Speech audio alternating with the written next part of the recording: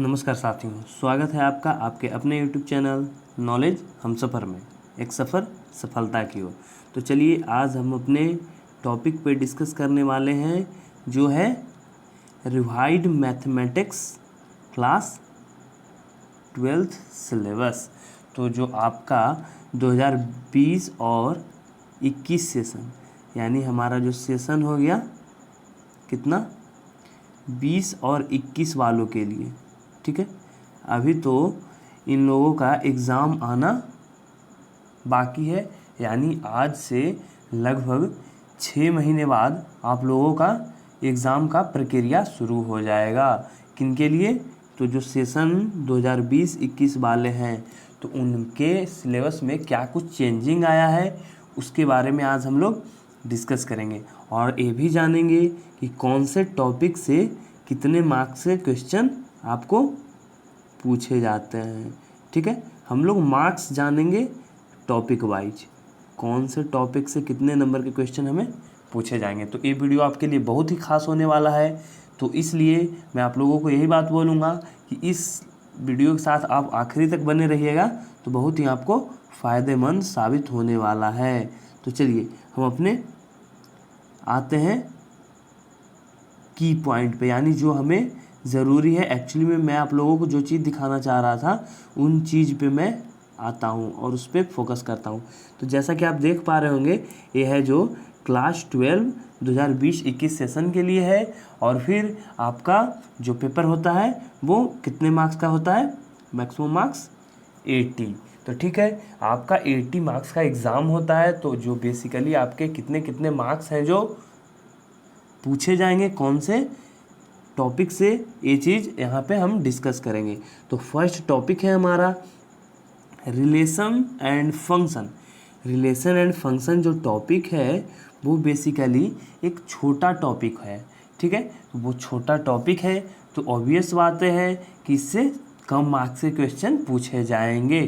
तो देखिए, आप देख भी पा रहे हैं यहाँ पे आपको रिलेशन फंक्शन से 8 नंबर के क्वेश्चन लगभग पूछे जाते हैं, ठीक है। रिलेशन फंक्शन हम 8 मार्क्स यहाँ से पा सकते हैं यदि रिलेशन फंक्शन को पूरी अच्छी तरह से कवर करते हैं। तो वैसे आपका छोटा टॉपिक है तो जल्दी से आपका एक कवर भी हो जाएगा। मतलब लगभग आप 17 पीरियड के आसपास में है जो इस टॉपिक को ख़त्म कर सकते हैं। यानी ऑन एवरेज मानिए 1 पीरियड आप देते हो, ऐसे तो बेसिकली 45 मिनट्स या फिर 1 आवर को जनरली एक पीरियड बोला जाता है, ठीक है। तो हम लोग यदि ये जो रिलेशन फंक्शन है हमारा उस पर 17 घंटा समय देते हैं तो जो हमारा 8 मार्क्स है वो क्लियर हो जाएगा।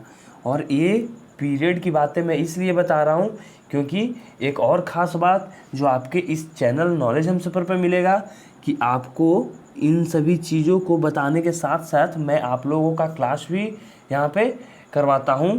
कौन कौन सा टॉपिक का ये भी मैं बता देता हूँ। तो आप यहाँ पे पूरा का पूरा मैथमेटिक्स पढ़ सकते हैं। इसके अलावा आप यहाँ पे केमिस्ट्री भी पढ़ सकते हैं। केमिस्ट्री में बेसिकली बहुत सारे चीज़ का वीडियो है जो अपलोड हो चुका है, जैसे ऑर्गेनिक केमिस्ट्री का वीडियो रेगुलरली अपलोड होते रहता है। तो यदि आप 12th के सिंसियर स्टूडेंट हैं तो बिल्कुल यहाँ पे आपको फ़ायदा मिलने वाला है। तो हम लोग क्या देखें, स्टार्टिंग में रिलेशन फंक्शन है जो आपका लगभग 17 घंटे में आपको यहाँ पढ़ाया जाएगा। और फिर ये आपका पूछा कितना मार्क्स का जाता है, तो 8 मार्क्स का आपका है जो रिलेशन फंक्शन पूछा जाएगा। तो चलिए ये बातें हो गई। अब हम नेक्स्ट यदि बातें करते हैं अलजेब्रा की, तो अलजेब्रा का पार्ट आपको कौन कौन सा है, आपके 12th में ये चीज़ भी आगे डिस्कस होगा, ठीक है। उसके लिए आपको इस वीडियो के साथ बने रहना पड़ेगा। तो आपका जो अलजेब्रा है उनसे पूछा जाएगा आपका 10 मार्क्स का क्वेश्चन। 10 मार्क्स का क्वेश्चन आपको अलजेब्रा से मिलेंगे। और फिर जो नेक्स्ट है वो बहुत ही खास है। वो खास इसलिए है क्योंकि इससे सबसे ज़्यादा क्वेश्चन आपको पूछे जाते हैं, और वो है आपका पार्ट कैलकुलस। कैलकुलस आपको लगभग 35 मार्क्स के आसपास देकर जाएंगे। यदि आप कैलकुलस पे फोकस करते हैं तो मैं मानता हूँ कि लगभग 50% मार्क्स आपके सेव हो जाएंगे। अब मैं 50% क्यों बोला, आपका 80 मार्क्स का एग्ज़ाम हो रहा है और आपको यदि 35 मार्क्स यहीं से मिल जा रहे हैं तो आपको बहुत ही स्कोरिंग हो जाएगा यहाँ से, यदि आप कैलकुलस को बहुत ही अच्छे ढंग से पढ़ते हैं तब। आगे ये भी जानेंगे कि कैलकुलस में हमारा कौन कौन सा टॉपिक आने वाला है। तो चलिए पहले तो देख लेते हैं कि क्या क्या हम लोग को कितना कितना मार्क्स का आने वाला है। चलिए ये बातें हो गई। अब देखते हैं फिर वेक्टर एंड 3D। वेक्टर और 3D की बात करूँ तो वो आपको 14 मार्क्स के पूछे जाएंगे, ठीक है। उसके बाद बात आती है लीनियर प्रोग्रामिंग की। जो लीनियर प्रोग्रामिंग है वो बेसिकली आपको एक क्वेश्चन यहाँ से आता है और वो क्वेश्चन फिक्स है, मतलब हर बार एक क्वेश्चन आता है और वो क्वेश्चन 5 मार्क्स का आपका आएगा ही आएगा।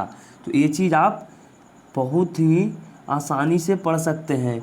बोले तो ये आपको दिया हुआ तो है कि आप पूरा का पूरा 13 पीरियड, बोले तो 13 घंटा लगेगा आप लोगों को पढ़ने में, लेकिन ऐसा नहीं है। यदि आप लीनियर प्रोग्रामिंग को चाहें तो 2 से 3 घंटे में आप पूरा का पूरा कवर कर सकते हैं जो इम्पोर्टेंट पार्ट है। यदि आप लीनियर प्रोग्रामिंग पूरा पढ़ना चाहें तो आपको 13 आवर्स लग ही जाएंगे, क्योंकि आप यदि स्टार्टिंग पीरियड में पढ़ रहे हैं अपने 12th को तो थोड़ा सा समय देकर आप पढ़िएगा तो ज़्यादा अच्छा होगा। तो लगभग 13 आवर लग जाएंगे लीनियर प्रोग्रामिंग में, लेकिन जो उसका इम्पॉर्टेंट पार्ट है वो 2 से 3 आवर में ही आपका ख़त्म हो जाता है। तो 2 से 3 आवर में यदि आपको 5 मार्क्स मिल रहे हैं तो बहुत ही अच्छी बात है। इसके बाद बात आती है प्रोबेबिलिटी की, ठीक है। अब प्रोबेबिलिटी की बात आती है तो ये है जो आपको 8 मार्क्स दिलाकर जाने वाला है इस एग्ज़ाम में, यानी 2020-21 सेशन वालों के लिए एक ख़ास बातें मैं आप लोगों को बता रहा हूँ।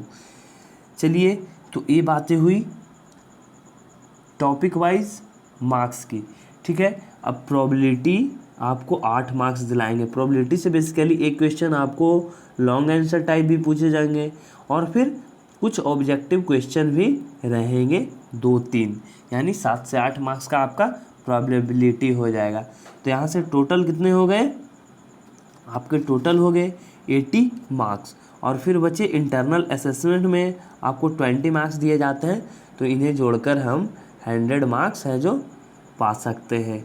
यदि बहुत ही अच्छे ढंग से पढ़ते हैं तो आपका मैथमेटिक्स में 100 आउट ऑफ 100 भी आ सकता है, क्योंकि बहुत सारे स्टूडेंट ऐसा मार्क्स ला रहे हैं। चलिए तो हम लोग अभी बोले थे कि हम लोग ये भी जानेंगे कि हम लोग रिलेशन फंक्शन में क्या पढ़ना है, अलजेब्रा में क्या पढ़ना है, कैलकुलस में क्या पढ़ना है, वेक्टर थ्योरी में क्या पढ़ना है, एक नज़र यहाँ पे भी हम लोग देख लेते हैं।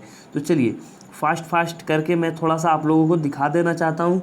जैसे देखिए रिलेशन एंड फंक्शन में आपको क्या क्या पढ़ना होगा, reflexive, symmetric, transitive, equivalence relation, 1-to-1 onto function, इन चीज़ों के बारे में आप लोग जानिएगा।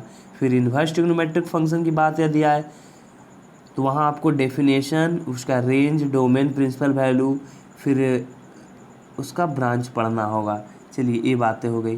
अब अलजेब्रा जो टर्म था, उन अलजेब्रा में आपका मैट्रिसेस पूरा आ जाएगा। उसके बाद फिर आपका आएगा डिटर्मिनेंट। तो बेसिकली यही मेन चीज़ अलजेब्रा में आपको पढ़ना है जो 12th में है। वैसे तो अलजेब्रा बहुत ही बड़ा है और फिर बहुत सारे टॉपिक आपके कवर हो चुके हैं आपके क्लास 11th में अलजेब्रा का। चलिए तो अलजेब्रा में हम लोग को पढ़ना है 12th में मैट्रिक्स और डिटर्मिनेंट, जो कि बहुत ही आसान यहाँ पे आप लोग को 12th में क्वेश्चन दिया जाता है इस पोर्शन से, तो आप बिल्कुल यहाँ से मार्क्स को निकाल सकते हैं।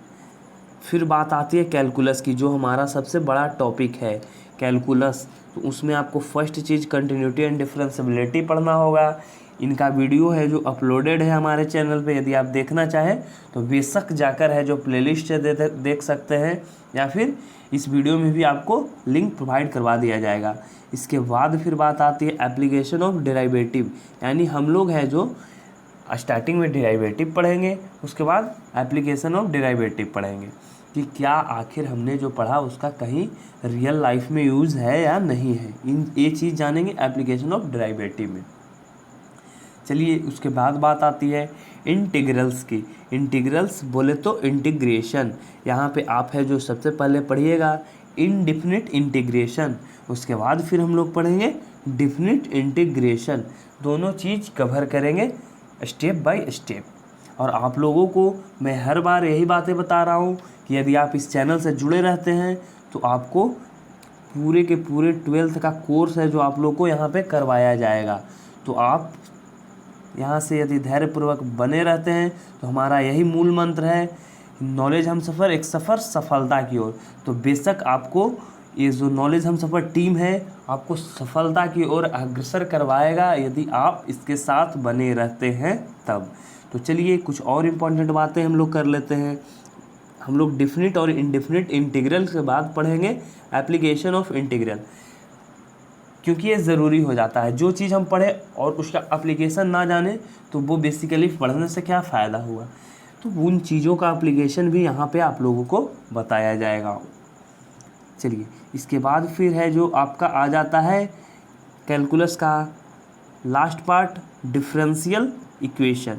यहाँ पे हम लोग यदि डिफरेंशियल इक्वेशन पढ़ लेते हैं उसके बाद पूरा का पूरा कैलकुलस ख़त्म हो जाएगा, यानी आपको 35 मार्क्स बिल्कुल यहाँ से प्राप्त हो जाने वाले हैं। बिल्कुल आप यहाँ से 35 आउट ऑफ 35 मार्क्स ला सकते हैं कैलकुलस में।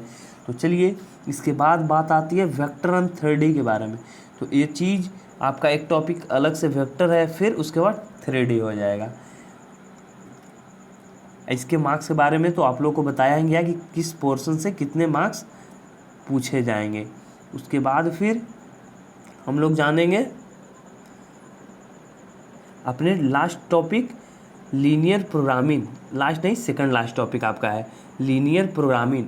मैं क्या बताया, 2 से 3 आवर में इसको हम लोग कवर अप कर सकते हैं, लेकिन यदि आप उसको पूरा पढ़ना चाहें तो लगभग 12 घंटे के आसपास या 13 घंटे के आसपास आपको लग जाएंगे। यदि मार्क्स के लिए केवल पढ़ें तो हम लोग 2 से 3 घंटे में पूरा का पूरा कवर इसको कर सकते हैं। तो चलिए उसके बाद फिर बात आती है, और ये बात आखिरी है, प्रोबेबिलिटी की। अब प्रोबेबिलिटी हम लोग यदि पढ़ते हैं तो हम लोग को थोड़ा सा धैर्यपूर्वक यहाँ पे रह के पढ़ना होगा, क्योंकि बहुत सारे चीज़ 12th के प्रोबेबिलिटी में पढ़ना है आप लोगों को। तो इसमें थोड़ा सा लेक्चर ज़्यादा आप लोग को कवर किया जाएगा, लगभग 20 लेक्चर के आसपास। और यहाँ से हम लोग को 8 मार्क्स के आसपास के क्वेश्चन आएंगे, जिनमें से 5 मार्क्स आएंगे लॉन्ग आंसर टाइप, और फिर ऑब्जेक्टिव क्वेश्चन 2 से 3 नंबर के आ सकते हैं यहाँ से। तो चलिए, और फिर यहाँ पे मैं आप लोगों को और बताना चाहूँगा कि कौन से बुक को आप रिकमेंड कीजिए। तो देखिए बेसिकली हमारे पूरे इंडिया में लगभग NCERT को फॉलो करवाया जाता है, तो इसको हम लोग साथ में लेके चलेंगे, क्योंकि यहाँ से डायरेक्टली क्वेश्चन पूछे जाते हैं without option changing, without any data changing. तो यदि वही चीज़ हम लोग को डायरेक्टली एग्ज़ाम में पूछा जाएगा तो बहुत ही आसानी तरीके से हम लोग सोल्व कर पाएंगे, वो क्वेश्चन को हम लोग लगा पाएंगे। तो ये बात यहीं पे ख़त्म होती है। और फिर एक आखिरी रिक्वेस्ट कि यदि आप हमारे चैनल पे नए हैं तो इस चैनल को सब्सक्राइब कीजिए, हमारे जो वीडियो हैं उनको लाइक कीजिए, और फिर ज़रूरतमंद साथियों के साथ शेयर करना तो बिल्कुल भी ना भूलें। तो थैंक यू, जय हिंद। फिर मिलेंगे एक नए वीडियो में, तब तक के लिए शुक्रिया।